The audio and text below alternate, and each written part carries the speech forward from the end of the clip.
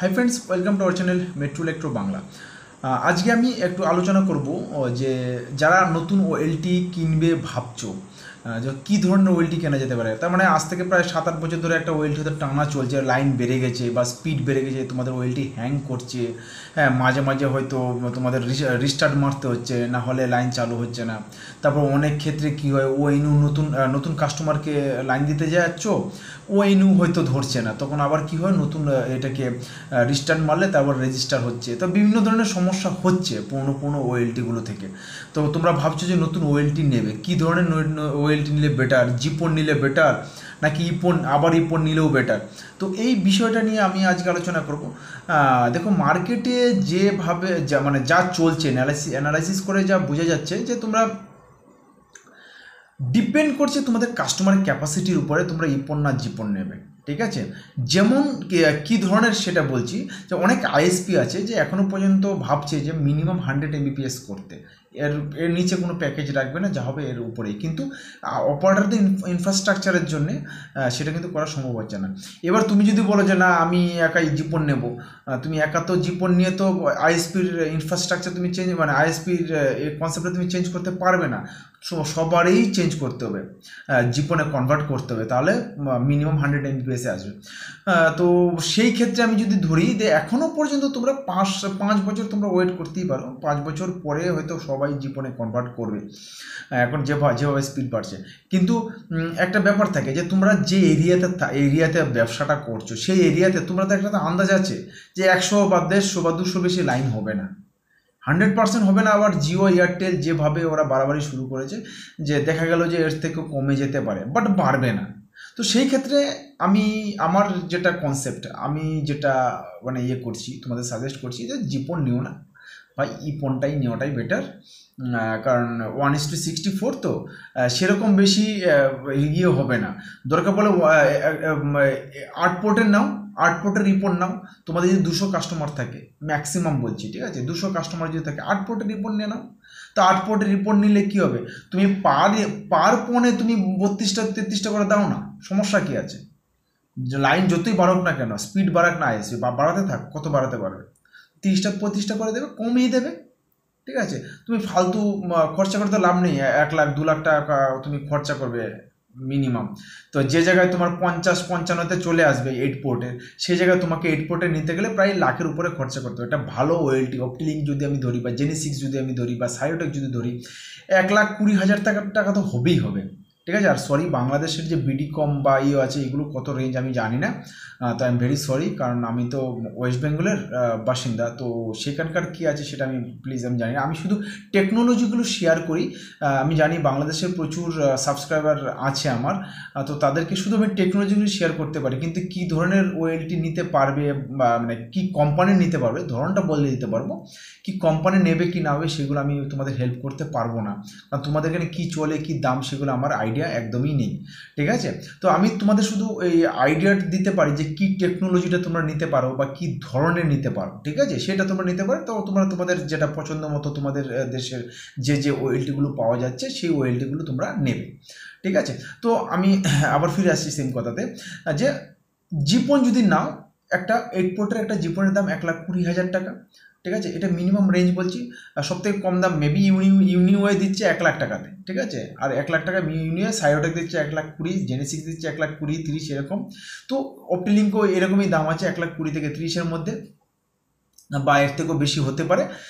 তো এরকম দাম আছে। তো আমার দরকার নেই এত এক্সট্রা খরচা করা। আমার কাজ কি? আমার কাজ হচ্ছে কি, এখন ভয়েসটা অ্যাড হচ্ছে, আস্তে আস্তে ধীরে ধীরে ভয়েস অ্যাড হচ্ছে, আর ইন্টারনেটের স্পিডটা বাড়ানোর জন্য। তো আমার প্রয়োজন নেই জিপনটা এখনও পর্যন্ত কেনার। 5 বছর পর টেকনোলজি যদি চেঞ্জ হয় বা কিছু হয়, তখন ভাবা যাবে না।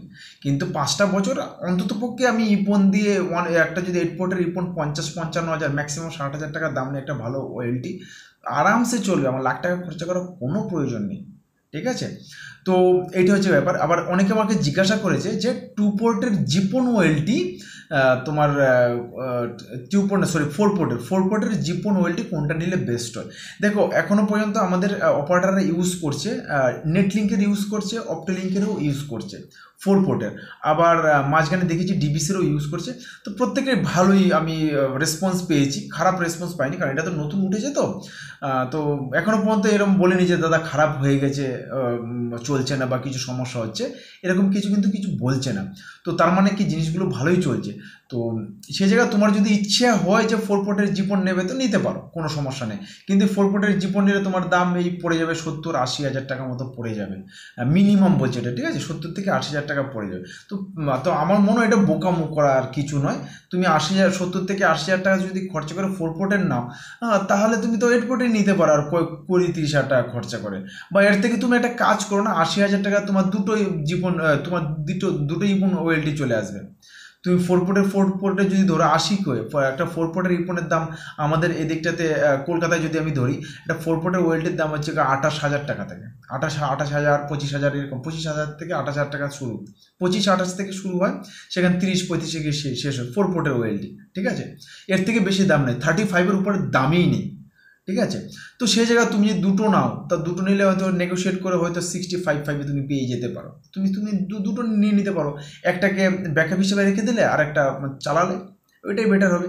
এবার তোমার যদি মন চায় বা মন হয় যে না আমার জীবনেই লাগবে, তাহলে তুমি নিতে পারো, এটা এমন কিছু বড় ব্যাপার নেই, ঠিক আছে?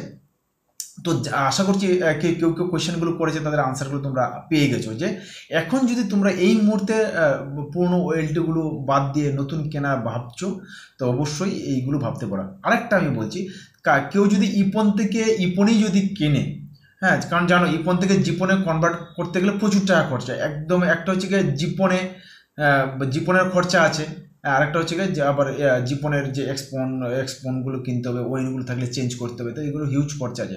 তো ইপন থেকে ইপন কেনাটাই বেটার। আর যে ইপনটা তোমাদের চলছে, যেটা তোমরা ফেলে দেবে বা বিক্রি করবে, সেটা কিন্তু করো না, এটা আমার কথা, এটা তোমরা ব্যাকআপ হিসেবে রেখে দিতে পারো, কারণ রেখে দিলে নষ্ট হবে না জিনিসপত্র, ঠিক আছে? মাঝে মাঝে একটু চালিয়ে নেবে, 5-6 মাসে একবার দুবার করে একটু চালিয়ে নিজেদের ঘরের রাউটার বা কিছু চালিয়ে দেবে, ঠিক আছে? পাশে এটা ব্যাকআপ হিসেবে রেখে দিও, কারণ আমাদের এখানে লাইনে প্রচুর এর সমস্যাগুলো হয়। কীরকম সমস্যা জানো তো? সাডেনলি লাইন বসে গেছে, সাডেনলি কয়েকদিন আগে এটা হলো, তখন এর কাছ থেকে ওয়েলটি নিচ্ছে, ওর কাছ থেকে করছে, এখানে কারো কাছে তো ওয়েলটি ব্যাকআপ নেই, ঠিক আছে? তো এইসব জিনিসগুলো তোমাদের করতে হবে, পুরোনো ওয়েলটিগুলো ফেলবে না। যদি এরকম হয় যে রিস্টার্ট মারছে মাঝে মাঝে বা প্রবলেম হচ্ছে মারাত্মকভাবে, ঠিক আছে, যে ওয়েলটিগুলো বন্ধ হয়ে যাচ্ছে, তারপরেও রেখে দেবে, বিক্রি করবে না বা নষ্ট করবে না, এগুলো তোমরা রেখে দাও। কারণ কেন বলতে, ওই মুহূর্তে না ওই ওয়েলটিটাই বেস্ট তোমার মনে হবে, তোমার ওয়েলটি যখন খারাপ হয়ে যাবে, এই মাঝখানে যে 2-3 ঘন্টার ফারাক, যতক্ষণ পর্যন্ত কোম্পানি তোমাকে সাপোর্ট না দিচ্ছে, ততক্ষণ পর্যন্ত এই যে ফারাক মাঝখানটাতে, ওই মাঝখানটাতে মধ্যেই দেখবে তোমার এই যে পুরনো ওয়েলটিটা না, ওয়েলটিটা তোমাকে অমৃতের মতো কাজ করবে, ঠিক আছে? কারণ এটা ঘটেছে এই গরমের সময় না, অনেক জায়গাতে ঘটেছে বলে তাই আমি তোমাদেরকে বলছি। এমন হয়েছে, কোনো অপারেটার কাছে ব্যাকআপ ছিল, সেখান থেকে নিয়েছি ডেলি 500 টাকা করে রেন্টে নিয়েছি, ঠিক আছে? এরকম হয়েছে, তাকে দিতে হয়েছে। তো এইসব জিনিসগুলো তোমরা খেয়াল রাখো, ঠিক আছে? তো ভিডিও আস্তে আস্তে অনেক দেরি হয়, তার কারণ অনেক কাজের প্রেশার বা অনেক কিছু কারণে হয়তো দিতে লেট হয় আমার, ঠিক আছে? তো এটা নিয়ে কিছু মনে করো না, ঠিক আছে? তো নেক্সট ভিডিওতে দেখা হচ্ছে, বাই।